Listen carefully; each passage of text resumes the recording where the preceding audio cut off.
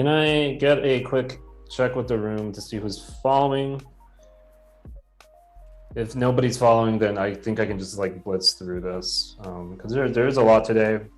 This is more of a side project focused session. I'll show you what I do when, I'm cooking something basic, but I have time to think about what other things to prep. Cool. Well, do you mind if I ask what you're following?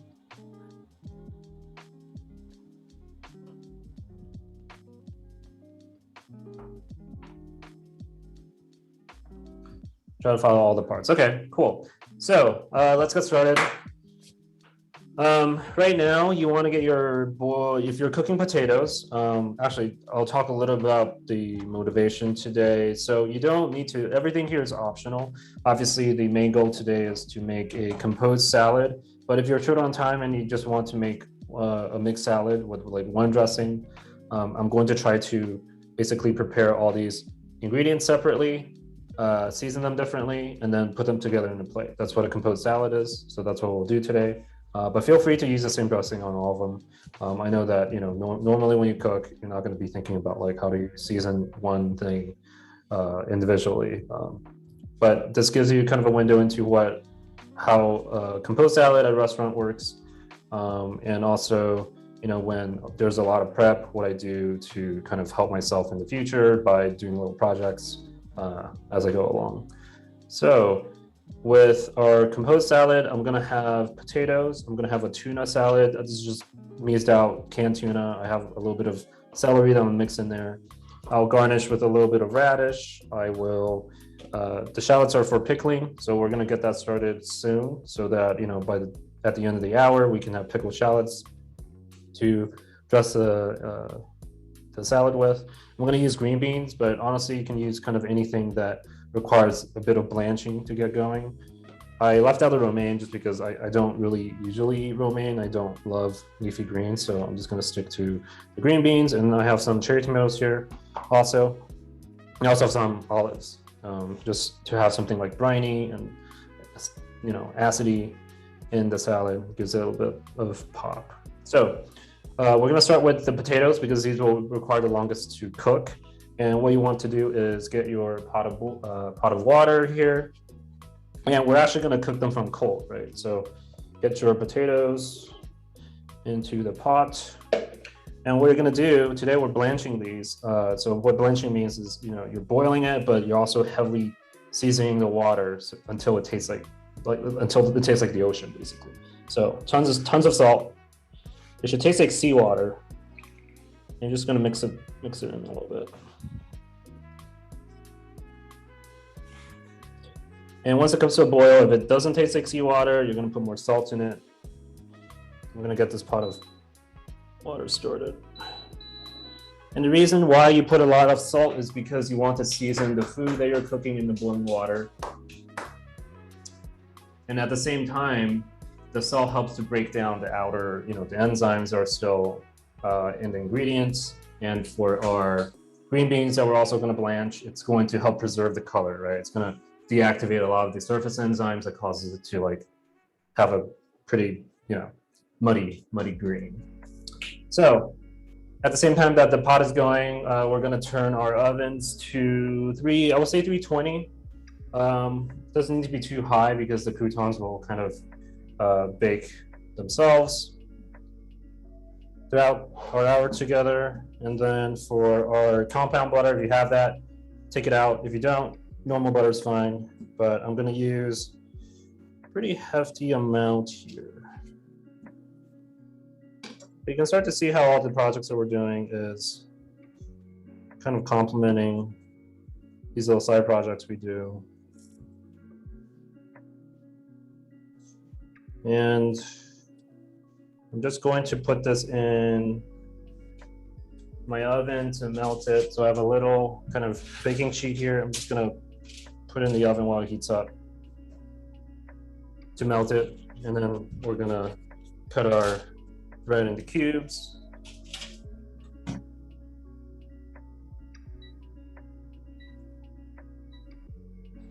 And as a general rule of thumb, I just like to have a loaf of bread with me that I'm working throughout the week because bread doesn't really go bad, it just goes stale. And when you have stale bread, you could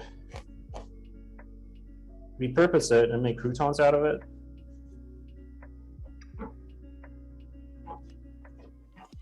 So bread is a very versatile thing to have in your pantry. This was in the freezer earlier, so it's a little hard to cut through. I'm not going to make too many croutons today in the interest of time, but usually if I have like as much of stale bread as this, I would just make a whole batch in the actual oven.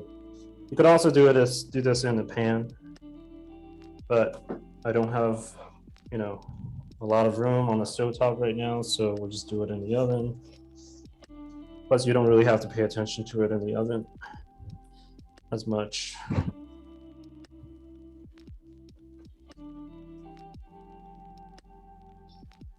But with the bread, you just want to cut them into strips. Oh, this thing's frozen solid.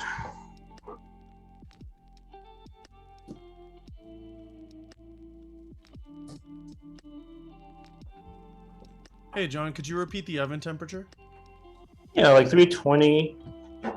So in general with cooking, if you want something to cook really fast and the surface to dry out really quickly, usually you put it on 400 to 450. So it's something like broccoli, you want a little bit of char.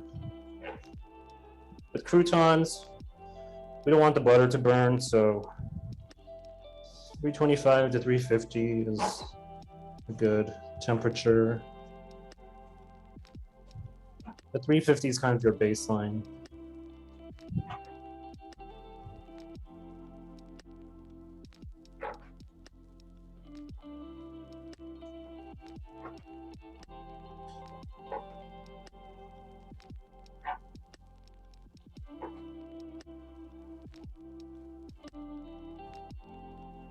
And we're making the croutons just, you can make these in advance and, you know, keep them in your to-go container with like one of those silica packs that you find in like packaged foods, and they'll keep forever. And it's just like a nice garnish for, oh no, I think my breaker just tripped. It's not good. Oh, that's the first time I did that. All right, I have to go flip the switch. I'll be right back.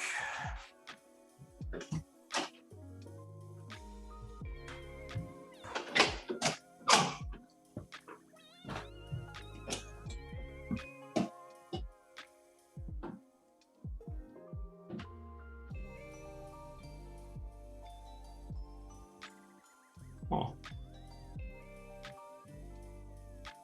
I have no idea what happened.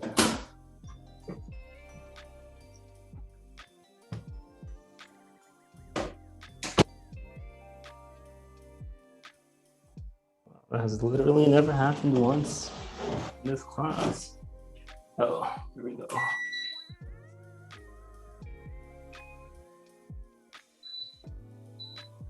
All right. So getting the pot of water boiling.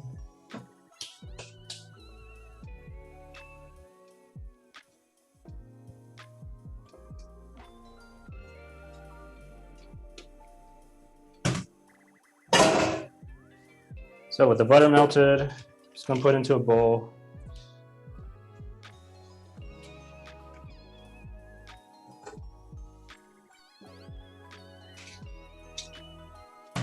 And you're just going to toss the croutons.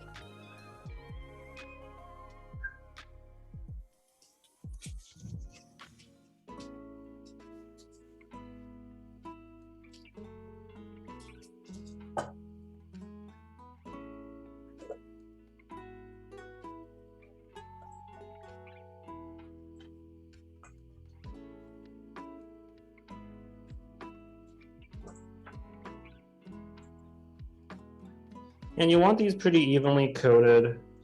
If you ever had really good croutons, it's because they use a ton of butter. So, you know, feel free to be liberal with your compound butter here.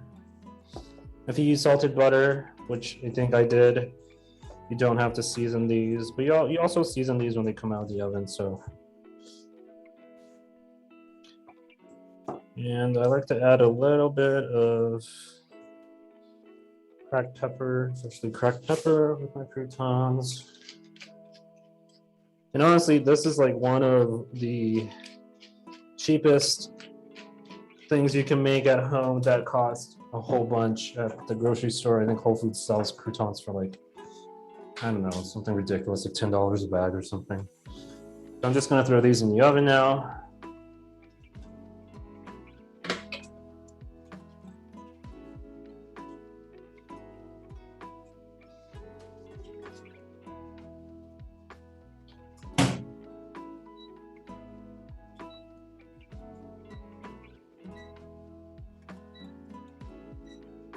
We'll do 20 minutes and check on them in 20. Obviously, don't burn them, so keep an eye on them.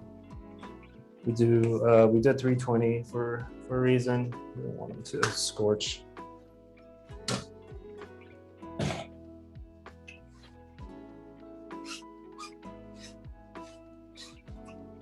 Make a cutting board. So your potatoes should be coming to a simmer,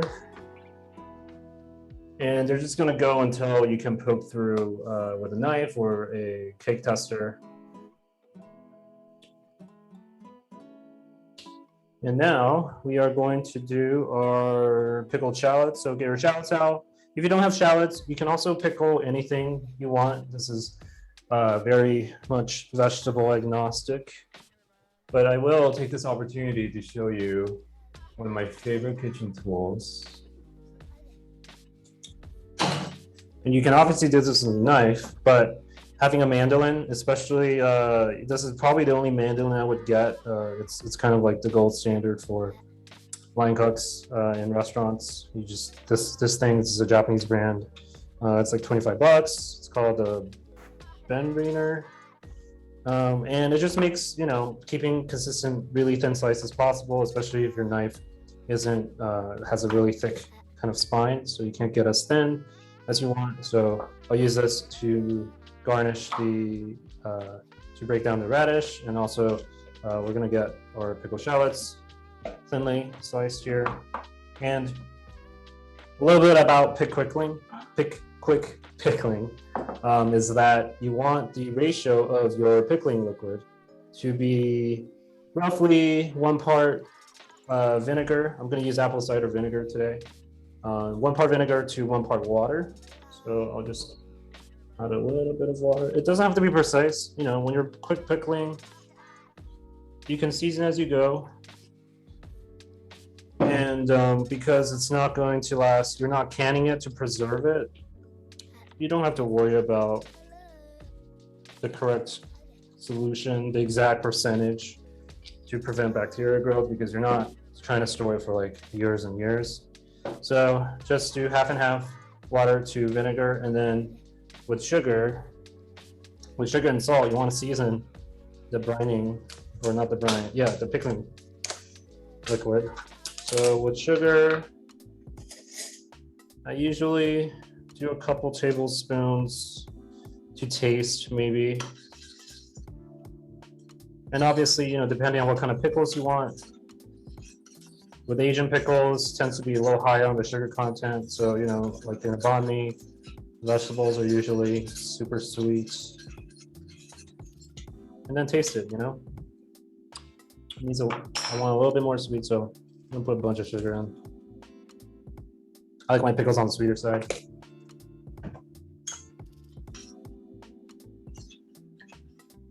And you only need to make as much pickling liquid as, you know, like I'm doing 3 shallots today, so you don't need a lot.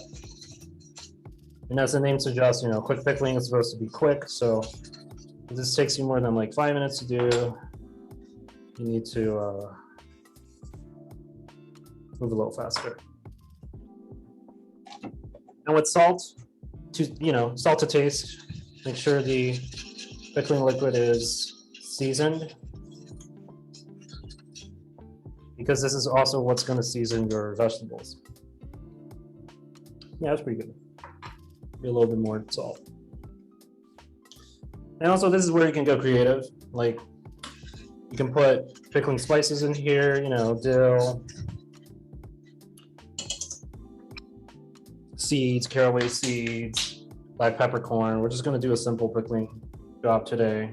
We're supposed to be quick, so I'm just going to bring that to a boil. And you can see now that my potatoes are coming, it's bubbling. So I'm just going to bring your pickling liquid to a boil. And the reason why we do this is because the hot liquid is more readily absorbed into your vegetable. And it's also a way to sanitize the solution, right? You can totally reuse your pickling liquid. Just make sure you bring it to a boil so you kill all the bacteria. So with the mandolin, usually always be careful with your where your fingers are, but you test a couple slices. So this is kind of the thickness you want. I don't know if you can see that. Yeah. They're not too thick, they're not too thin. Let's say maybe like an eighth of an inch. And do this over a quart container, so you have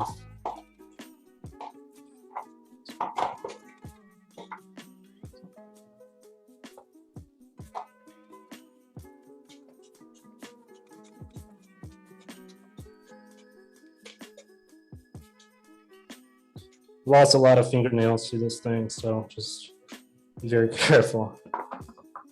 A modicum of fear is necessary when you use a mandolin. You're basically pushing your hand through a razor thin knife, so always be careful. So I'm just going to do all 3 of these shallots.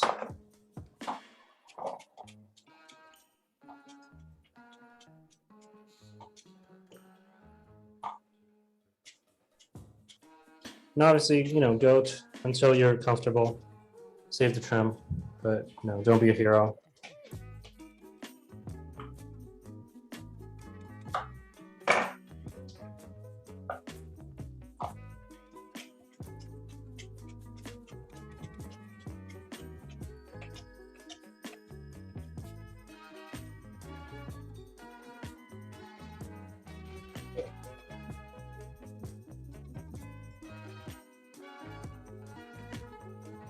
Obviously, if you don't have a mandolin, feel free to do this with a knife. In general, mandolin's good for slicing planks, so that you can julienne a particular matchstick cut. So with carrots, you push planks through the mandolin, and then you use your knife to finally chop it into matchsticks. So you should get something like this. In general, pickled shallots are good for garnish. They take on this nice kind of circular thing you can work with. If you want to color these, if you have red beets, I would just drop a red beet into the pickling liquid and it will just color it. Unfortunately, I totally forgot to get beets today or last night. Hey, John? Yeah. Pickling solution, just review, is a 1-to-1 water, red wine vinegar, and then sugar, yeah? Yeah, you can use any vinegar. I wouldn't use something like balsamic, which is a little too, use like a natural tasting, apple cider or red wine vinegar is fine. Even distilled white vinegar is totally fine if you just want that acidity taste. And then I would use more sugar than you think you need, just because it helps balance out the acidity. But obviously, it's your preference. If you like it really briny, then tart, then use more.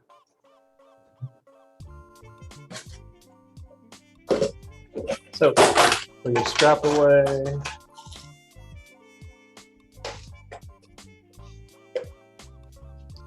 And salt as well, or no? Yeah, salt, season to taste. The order is in kind of decreasing quantity.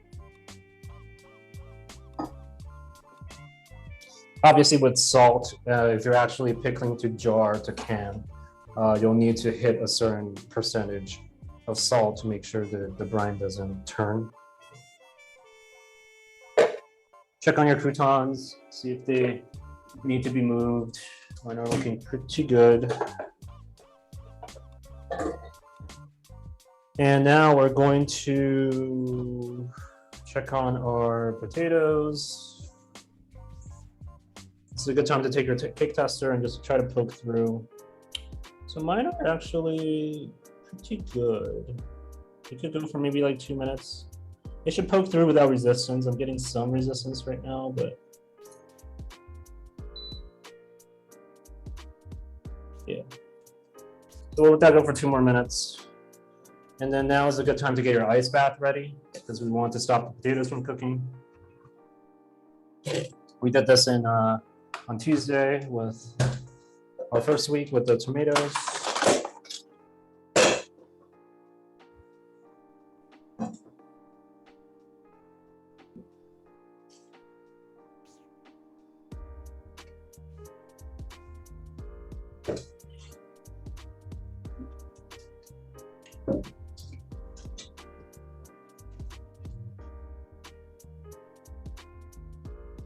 And your pickling liquid should be boiling now. So we're going to take that off the stove and we're just going to pour it over our container of shallots or whatever vegetables you have.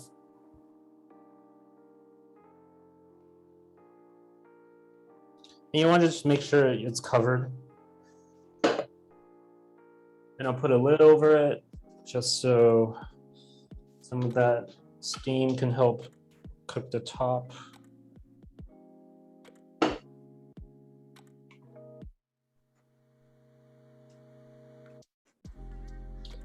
And yeah, it'll just kind of sit here until it'll just kind of pickle on its own.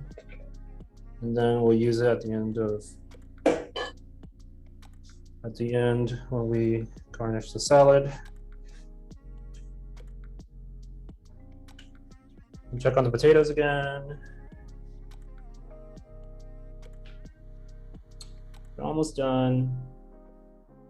Still some resistance. They should be tender.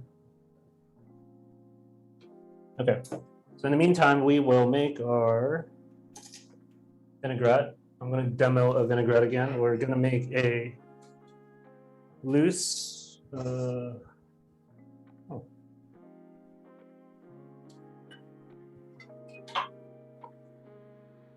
We're going to make a simple vinaigrette that is not emulsified. And the reason I don't want it emulsified is because emulsification takes on like this opaque color, you know, like mayo.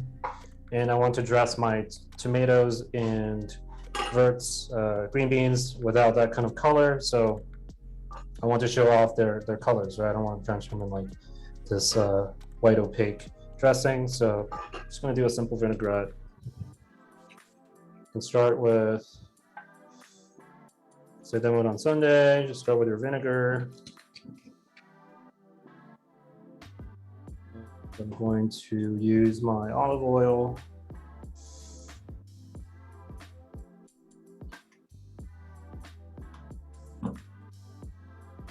Salt. Peppercorn.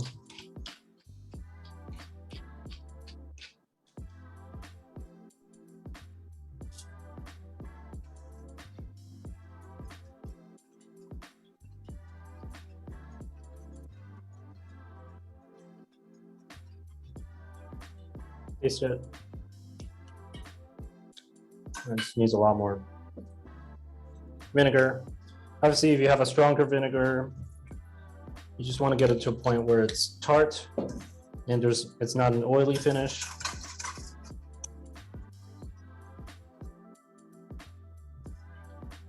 You typically need more salt than you think you need to really season the dressing.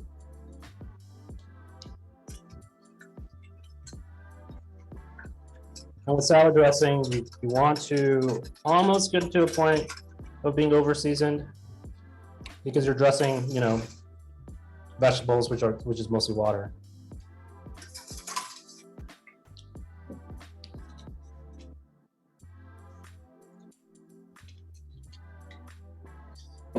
And while the typical ratio of a dressing is 3 parts oil to 1 part vinegar, obviously that, you know, that is just a guide.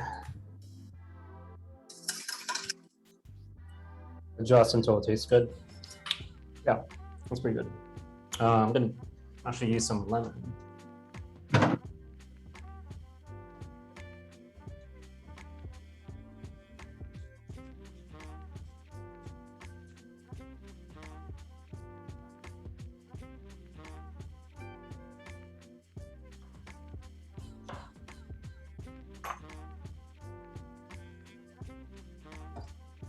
So cut off the cheek.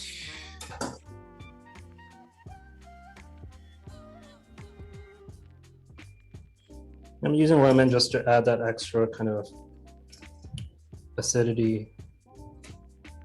The red wine vinegar isn't kind of acid forward, so adding a little bit more lemon to make it kind of pop. Yeah, that's pretty good. So I'm just gonna get that out of the way. Check on your potatoes. They should be done by now if they're like the little guys. If you're making, if you're using like Idaho or an actual regular sized potato, it might take a lot longer. So it should poke straight through. Yeah, it's pretty much done. And obviously, if you salt the water enough, salt will actually cook the vegetables faster. You still need a little bit more time, so I'm gonna come back. I'm gonna make my little tuna salad.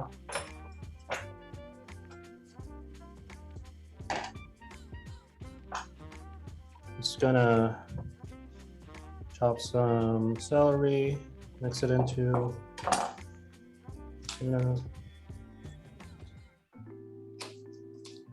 The reason why I didn't really specify what you need for this recipe is so that, you know, with salads, it's really infinitely customizable. So you should really use this, any opportunities with salad to use up fresh produce, herbs in your pantry, in your fridge.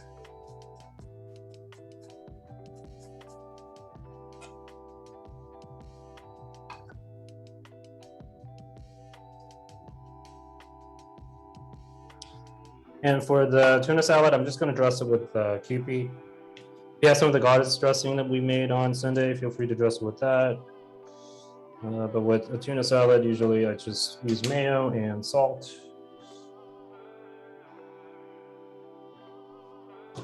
A little bit of cracked pepper.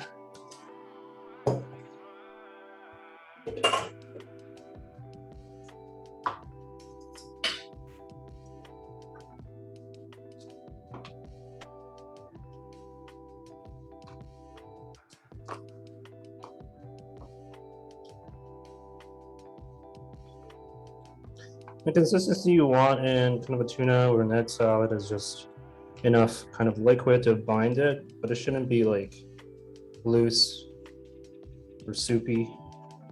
This looks a little dry. I'm just gonna add a little bit more Kewpie. You could also use the mayo that we made on Sunday.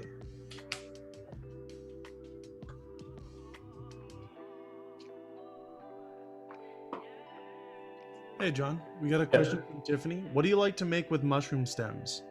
I save the stems for stock. Mushrooms add a ton of MSG, umami to a stock, so usually I save it when I make like dashi. I'll add a little bit of mushroom stems in the beginning. But in general, I don't like cooking with them just because they're a little tough. They do make a great scraps for stock. Just kind of what you want. Have a tuna salad. I'm sure most of you have had tuna salad before. Now I added the celery in there to give it a little bit of a bite. We're going to trim our green beans now. So with salads, one reason why I don't love salads is because there's just a lot of prep.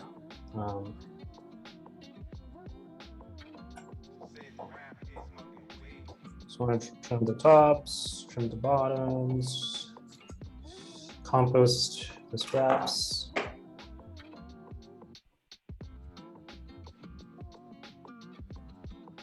You should definitely watch your croutons. They should be almost done. I'm gonna put mine on for 5 more minutes, just because they should be crunchy on the outside, a little toasted, a little browned, definitely not burnt.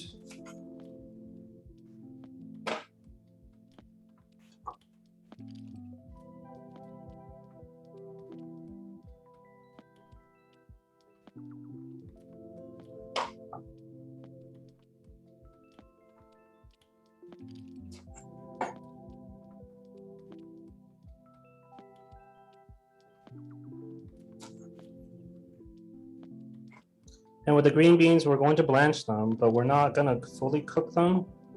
We're just doing it to season it a little bit and also to preserve the colors. It's gonna turn like a bright, hopefully it's gonna turn into a bright shade of green.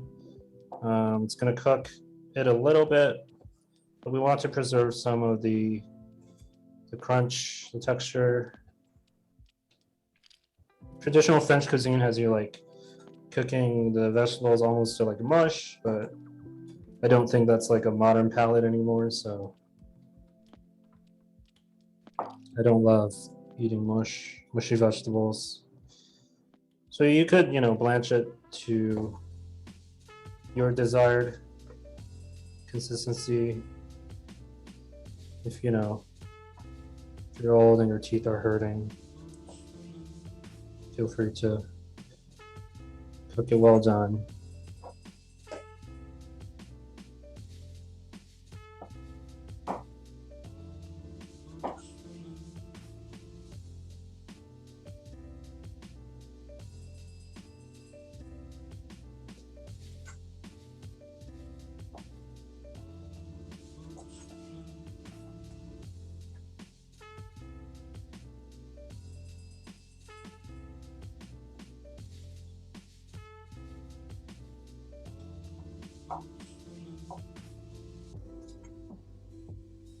If you have any questions, please feel free to speak up. We don't have a huge class today, so now is your chance to ask me anything. Doesn't have to be cooking related. But also, if you're struggling or... This is an unrelated question. Yeah. I try to make fajitas on a regular basis, but I always struggle with resting the meat, like for steak fajitas, and then also keeping it warm.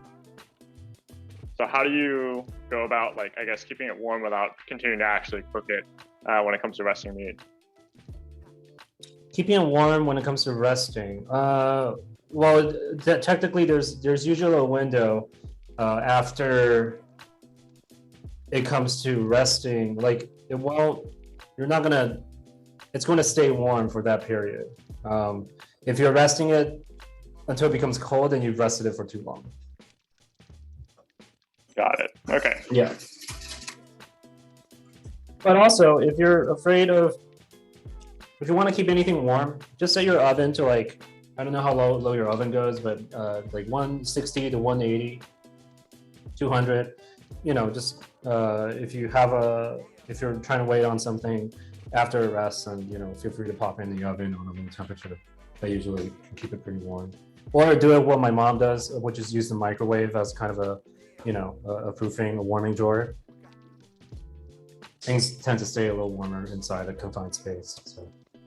So we're gonna test the potatoes. Yeah, they're done. Okay, I'm going to fish them out, put them in the ice bath, and we're not gonna dump the blanching water because we're gonna blanch our. We're going to blanch our green beans next. I also have an unrelated question. Did you get rid of all your bully chickens, and then now you have 2 chickens left? Yeah, the chickens actually got a new one 2 days ago, or was it yesterday? No, 2 days ago on Sunday, because I inherited my current flock from this guy who clearly did not take care of his chickens, so they have a lot of bad behaviors. They like bully each other a lot, and I'm super over it. And they wake me up at like 5:30 in the morning. So I'm just going to put the green beans into blanching pot. These don't take long. Do like 2 to 3 minutes. But I got these 2 chickens. One's an Easter egger. One's a Brahma Bantam.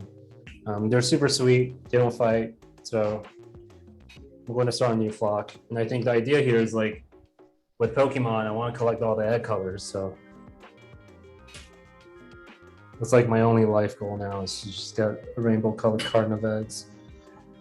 So while the thing is blanching, while the green beans are blanching, we are going to prepare the rest of our salad mise. What happened to the old flock, though? Oh, I rehomed them. And it's not a euphemism.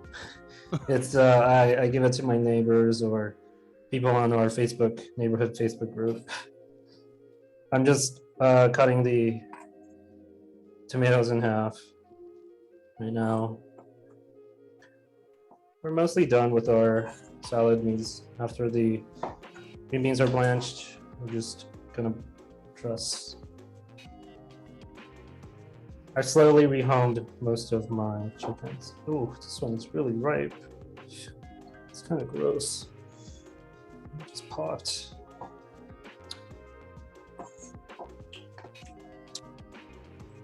Oh no. I did learn how to butcher chicken when I was younger. My grandparents had chickens in Taiwan, so got really good at mercy killing chickens for dinner, but I don't think that's like a thing I want to do anymore. So I'm just gonna cut these. We don't need too many tomatoes.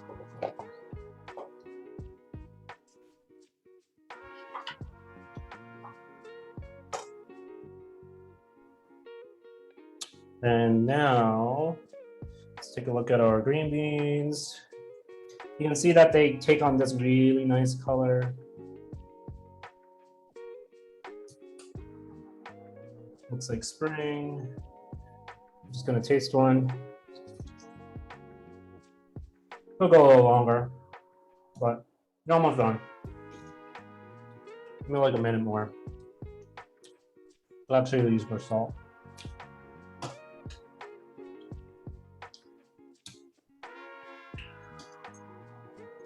So with a lot of cooking techniques, you want to be aware of like when you should season. So when you're blanching a vegetable, that's a good opportunity to season. You can use a lot of seawater or salty water because it's not going to all be on the surface. Like you're going to put it in an ice bath, and obviously the ice bath will get rid of a lot of the salt. But you're also not putting it in there for so long that they take on the salty solution. With potatoes, is a different story because potatoes need a lot of salt to stay seasoned. So that's why you actually just cook them to done when you're cooking potatoes. So take out more of your bowls. We're going to start to dress our compost salad.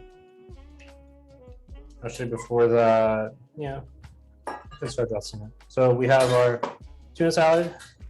And for the tomatoes,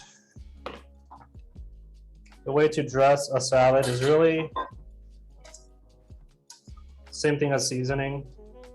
A lot of people just grab their vinaigrettes and they just pour, the entire thing on there. You never want your salad to be wet, but you also don't want there to be so little dressing on there that it doesn't taste good.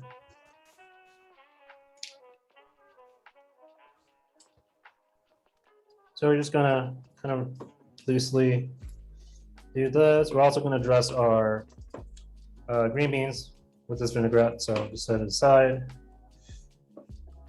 The green beans should be done now.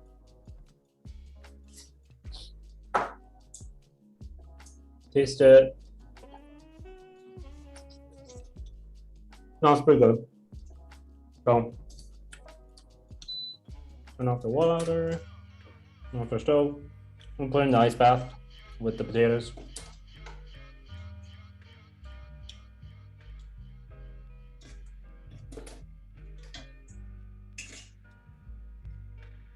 If you don't have a lot of ice, I would just put it in a bowl in the sink and have running water. Basically, you want water to keep running so it carries a lot of the heat away.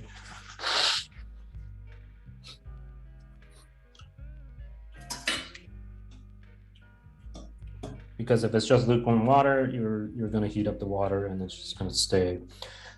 It's just going to keep cooking. So that's done. With this pot of boiling water, I'll bring it up to temp again. Usually when I have a pot of boiling water, I want to do as many things as possible to take advantage of it because it takes a lot of energy. So I will just boil some eggs for my salad too. You don't have to do this. Something I like to do is to poke a hole with this needle I have, dressing needle I have, on the bottom of the egg. Because usually there's an air pocket there. And that's why sometimes your egg cracks when you lower it into the water.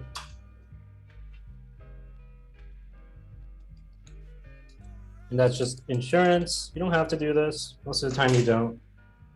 But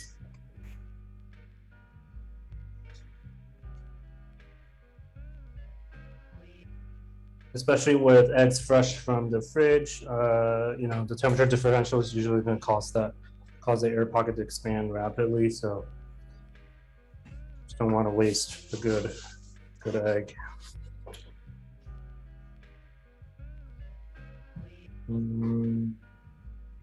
Forgot us dressing. So right now we are gonna dress the verts and the potatoes.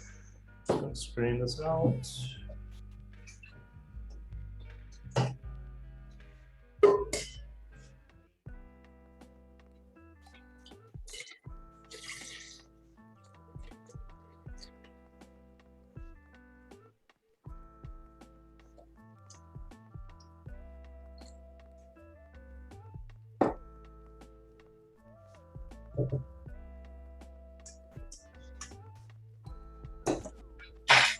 And we're gonna dress the potatoes with the goddess dressing we made on Sunday, which is honestly, it goes well with everything. Robert was asking me in the beginning of class how you know what to pair with. Honestly, if you start with like just fresh herbs and a sauce that has universal application, you don't really have to worry about pairing. But also just eat more food, experiment more. A lot of cooking is just working with the same equations. You have a bunch of variables, but you're always welcome to switch them up. So instead of making your simple vinaigrette with red wine vinegar, you could totally do it with rice vinegar, do it with like barley vinegar. That's how you develop your palate as a cook, just to try different things. Taste that potato. It should taste seasoned, but we can, if they don't, we can fix that by using the dressing. I'm gonna cut all these potatoes. I'm gonna cut as much as I'm gonna use today for the salad, but save the rest for, you know, for another meal. You could like stir fry, you know, stir fry them. You can bake them again, get them really nice and crispy.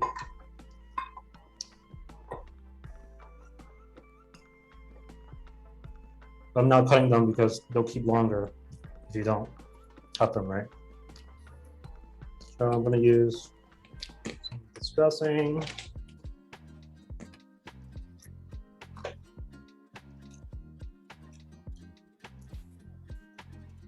And like the tomatoes,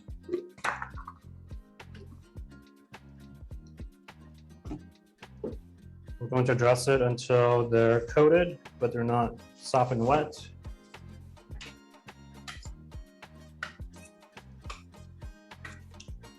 And this is, you know, what happens every time you order a salad from a restaurant is they have their salad meased out, all the components, but they dress it, you know, to order. Because the longer this salad, you know, this dressing sits with the ingredients, the longer it just kind of gets soggy and it's going to start leaking water and it's just going to be a goopy mess. So taste it. It's pretty good. We use more salt, a lot more. Potatoes really need a lot of salt to be seasoned. So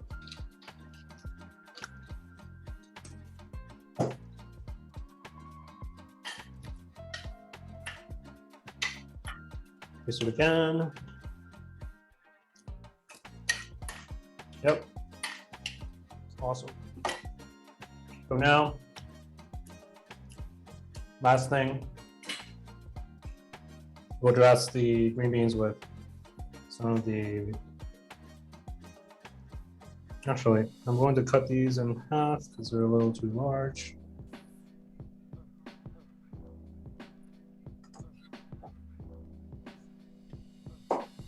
Someone asked me about working on presentation the other day. I think when you first start, it's just important to focus on knife skills so that everything looks, you know, uniform, everything cooks right.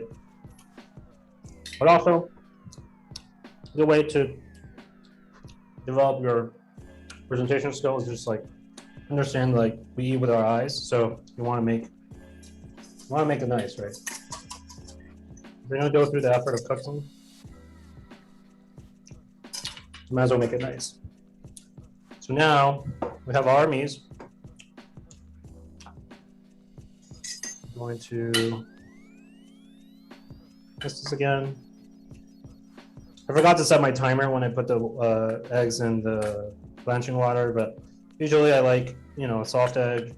It's about 7 minutes, 7 to 8 minutes. We'll let this one go a little longer just because it's easier to slice. Get slices of hard-boiled eggs. Taste it. No, it's pretty good. Some more pepper. More salt. And get your plate out. And your crouton should be done by now. Yeah. I could go for a little longer, but you have crunch. They're more of like a bread salad texture, which is not bad. Season it.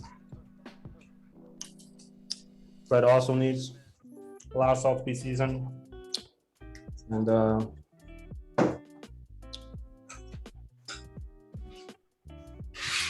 with salad, you just want to make sure all your meats are out. I haven't really thought about the plating here, but I'm also going to slice some radish. So with this,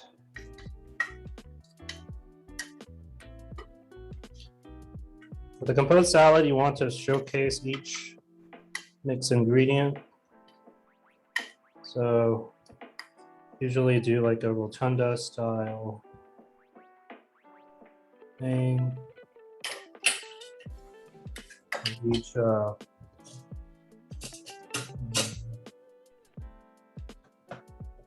I'm gonna use my gloves here.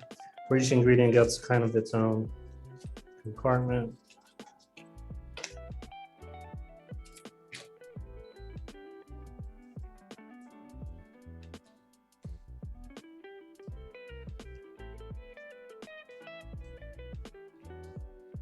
Just gonna use my hands here, just easier.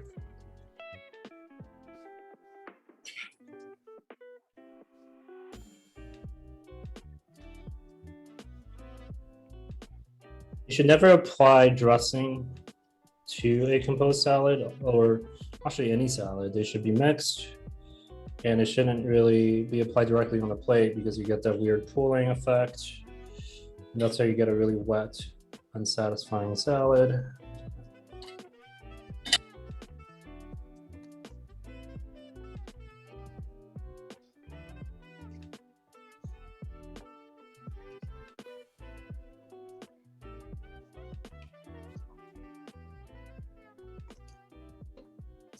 And get your pickled shallots out. It should turn like a nice pink by now.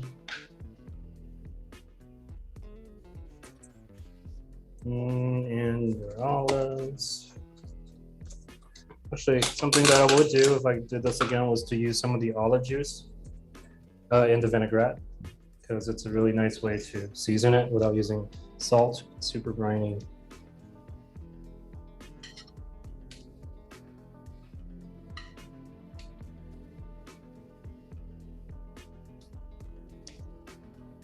Obviously, use as much as you want. And with pickled shallots, if I just put them up, and they just make a nice garnish. Toss the plate, ties it together.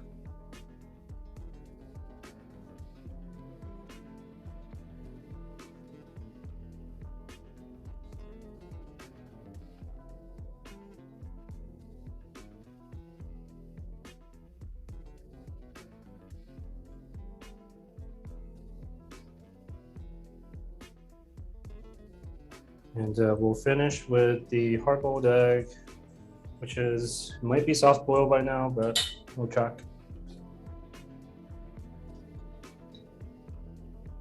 Actually, I do want to show you how I would poach an egg. I would prefer a poached egg on this salad, so we'll do that.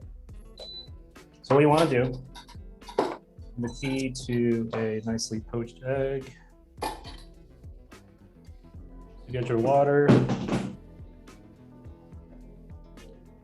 You want to bring it almost to a simmer. And that's how you would read water, is you would get those little bubbles on the bottom. That means it's ready to be poached. And you want to lower your heat to maintain that level. You don't want it to bring it to a simmer, otherwise you're going to overcook the poached egg. And with a poached egg, the key to a poached egg, it's not that hard. You don't have to do some weird tornado thing. It's just to strain it like we did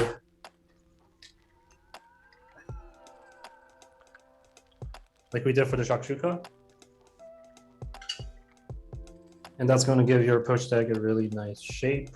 So you can see all the thin albumin is out.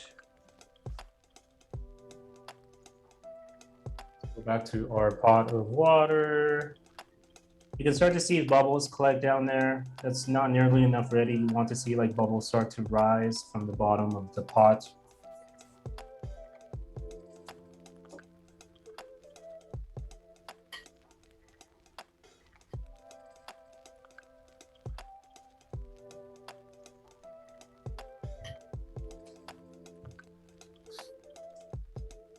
Let me know if you have any questions.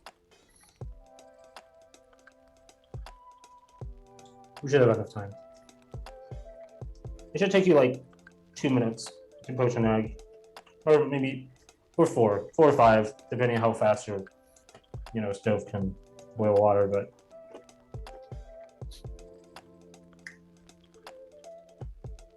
you want to get your distilled vinegar out.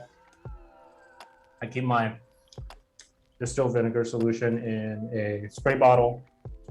It's good for cleaning, but it's also good to apply. Good for applying like vinegar to anything that you're cooking with. And the reason you use vinegar when you're poaching eggs is that it helps the proteins coagulate, so it tightens up the egg itself.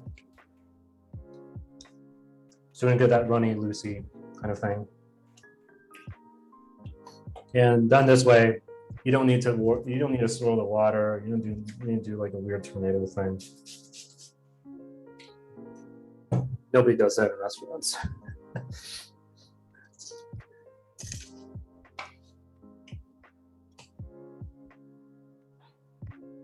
How's everyone doing? Tiffany, how are you doing? I know you're probably the only one following today, so I want to make sure you're okay.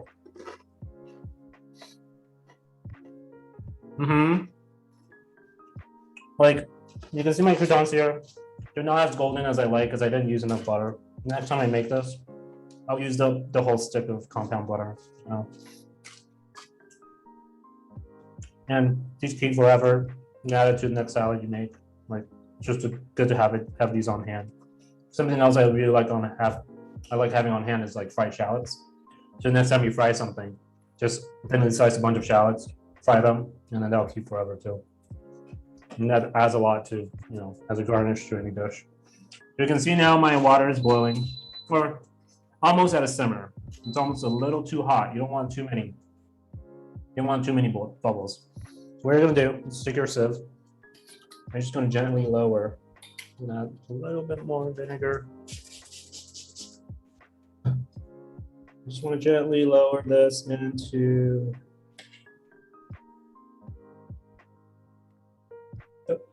Gently lower this into your pan.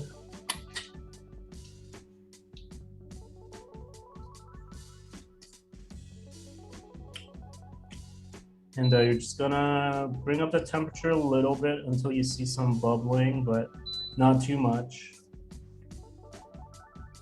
Better to overcook or undercook than overcook, because you can always just have it go longer.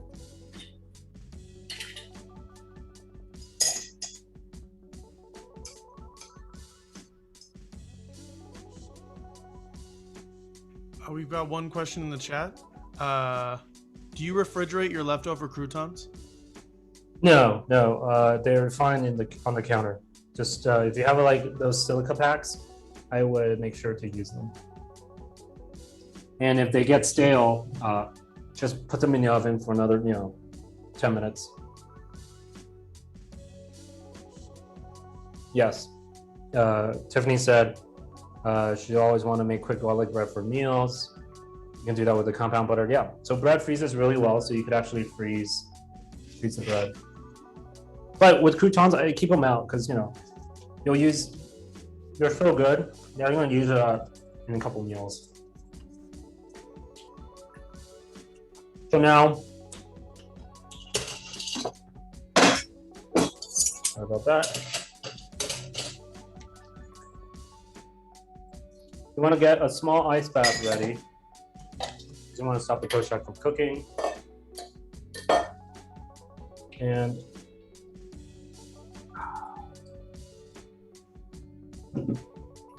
And here's where you're going to use your touch to determine whether the poached egg is ready or not.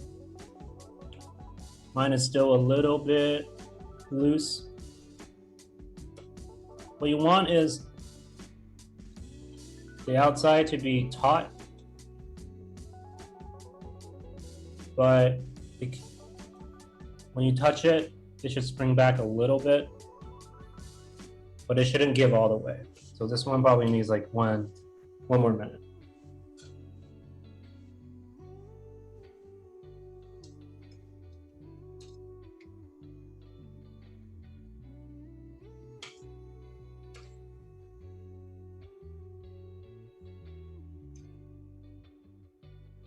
In the meantime, we could totally see how our hard-boiled eggs are doing.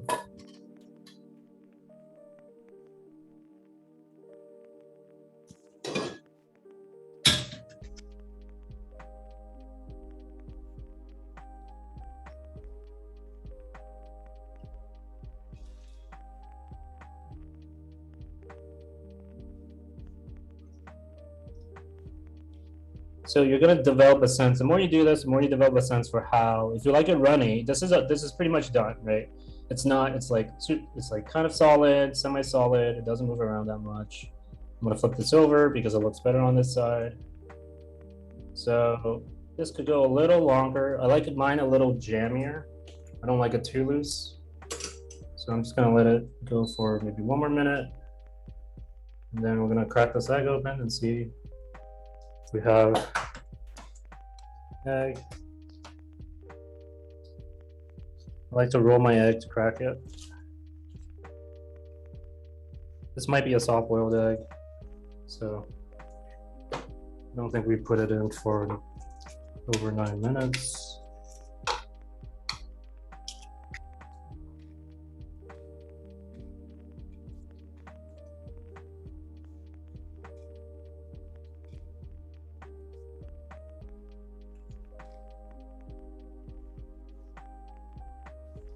Now we have a nice soft boiled egg here. And then usually this is kind of it. Just put it in the middle. And there you have a pretty balanced salad. So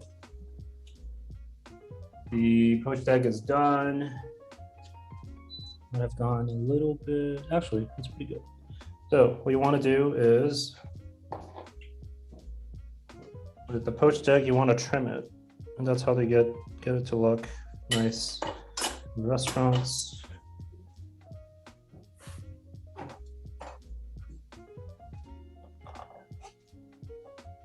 Just want to trim the excess egg white. This could be nicer, but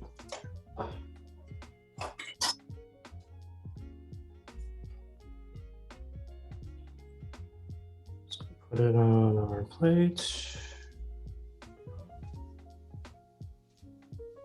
Like 2 ways. Crack a little pepper on it. A little bit of olive oil.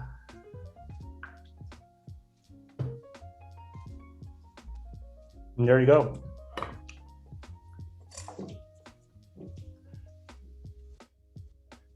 And the point here is just to show you, like, you can do this hundreds of different ways, right? You didn't have to use green beans, you didn't have to use potatoes, you could do mushrooms, you could do broccoli, you could do any kind of kind. Okay. A little bit more croutons on here too.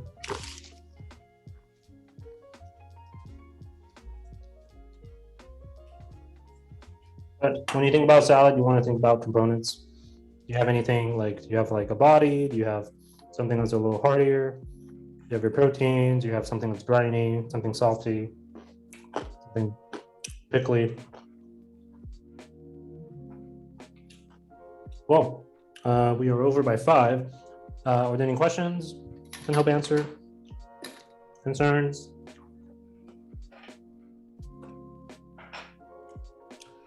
Relationship problems? Happy to be of service.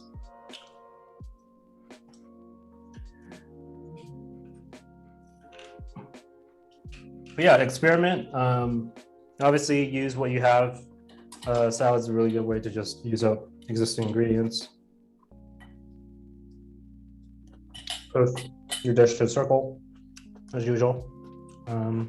Yeah, on Thursday, we're gonna fillet a fish and we're gonna bake it. If you don't want to bother with filleting a fish, just get fillet. You can get frozen fillets, it's totally fine. And also parchment paper. You'll need parchment paper. So, cool. Well, have a great Tuesday, everyone. Peace.